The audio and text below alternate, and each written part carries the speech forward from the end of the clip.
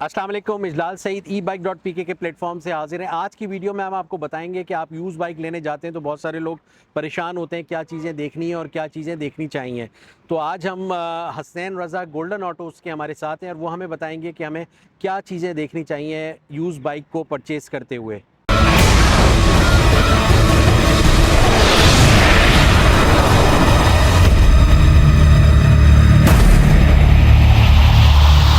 अस्सलाम वालेकुम, कैसे खैरियत से आप ठीक हैं? अच्छा, ये बेसिकली हमने जैसे इंट्रो में बताया कि आज की वीडियो में हम बताएंगे आपको सर्टिफाइड सुजुकी के मैकेनिक हसनैन रज़ा हमारे साथ हैं कि किस तरह से क्या चीज़ें देखनी चाहिए यूज़ बाइक को ख़रीदते हुए। बहुत सारे लोग परेशान होते हैं और वो सोचते हैं कि किस तरह से वो ख़रीदेंगे क्योंकि उनकी एक्सपर्टीज़ नहीं होती। तो हमारे पास ये एक्सपर्ट हैं, सर्टिफाइड मैकेनिक है, वो हमें बताएंगे किस तरह से क्या चीज़ें देखनी चाहिए यूज़ बाइक परचेज़ करते हुए। जी हसनैन साहब, बताइए क्या चीज़ें हमें देखनी चाहिए हमारे यूज़र्स को यूज़ बाइक परचेज़ करते हुए।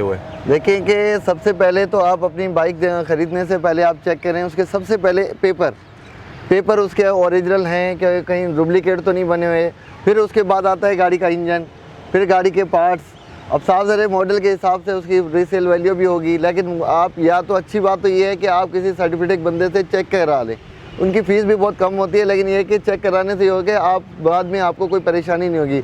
और सबसे बड़ी बात ये है कि चेचेस नंबर इसके मिट जाते हैं, लोग ले लेते हैं, उनको पता नहीं होता। ये पहले चेचेस नंबर लाजमी चेक किया करें, इंजन नंबर चेक किया करें ताकि सेम है या नहीं है। अच्छा, ये बेसिक चीज़ें जो बता रहे हैं कि सबसे पहले पेपर्स। अच्छा, हर प्रोविंस का अपनी एक्साइज एंड टैक्सेशन होते हैं, आप अपना उसके हिसाब से चेक कर सकते हैं। दूसरे प्रोविंसेस का मुख्तलिफ सूबों का मुख्तलिफ हिसाब होता है, वो अपने एक्साइज एंड टैक्सेशन डिपार्टमेंट से या मोटर रजिस्ट्रेशन अथॉरिटी से कंफर्म कर सकते हैं उसकी ऑथेंटिसिटी मोटरसाइकिल की। अच्छा, अब ये बताइए, ये तो आपने भी बताई बहुत अच्छी बातें सारी कि फ़ाइल के हवाले से और चेसिस नंबर भी हम उस पर देख लें बाइक के ऊपर, कहीं वो पंच ना हुआ हो या कोई इसको डुप्लीकेट किसी ने कोई चीज़ ना की हो। तो अब ये बताइए इसके हवाले से कि इंजन वाइज या बॉडी वाइज या चेसिस वाइज किस तरह से यूज़र को देखना चाहिए, क्या चीज़ें देखनी चाहिए? अगर जो यूज़र बाइक ले रहा है, अगर उसको कुछ भी पता नहीं है ना, वो सबसे पहले इंजन में ऑयल चेक करे कि ऑयल है या नहीं है। अगर उस गाड़ी में ऑयल है तो फिर गाड़ी को स्टार्ट करे और एक्सीलेटर देखे कि गाड़ी में धुआं तो नहीं आ रहा। अगर धुआं स्मोक आ रहा है तो समझ लो आपकी गाड़ी में काम है। और उसको चला के देखे क्लच प्लेटें तो ख़त्म नहीं है, उस पर भी चलाने से आइडिया हो जाएगा। अगर वो किसी मैकेनिक को भी नहीं दिखाना चाहता, इंजन ऑयल सबसे पहले चेक करें, क्योंकि बाद लोग क्या करते हैं, इंजन ऑयल होता ही नहीं है, वो गाड़ी का साउंड चेक करा देते हैं, बोलो कि धुआं वुआं नहीं आ रहा।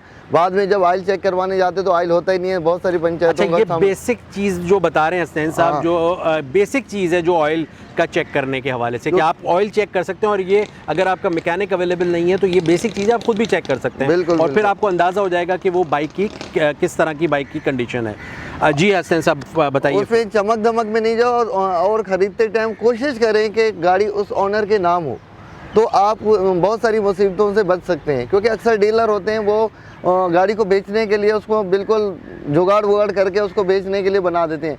आप कोशिश करें जब भी कॉल करें उससे पहला सवाल ये करें कि भाई गाड़ी आपके नाम पे, अगर गाड़ी आपके उसके नाम पे होगी ना, आप बहुत सारी मसले मसाइल से बच जाएंगे। तो ये बेसिक चीज़ें थी जो आपने देखी, हसनैन साहब ने आपको बताई बाइक ख़रीदने से पहले क्या किन चीज़ों का आपका ख्याल रखना चाहिए।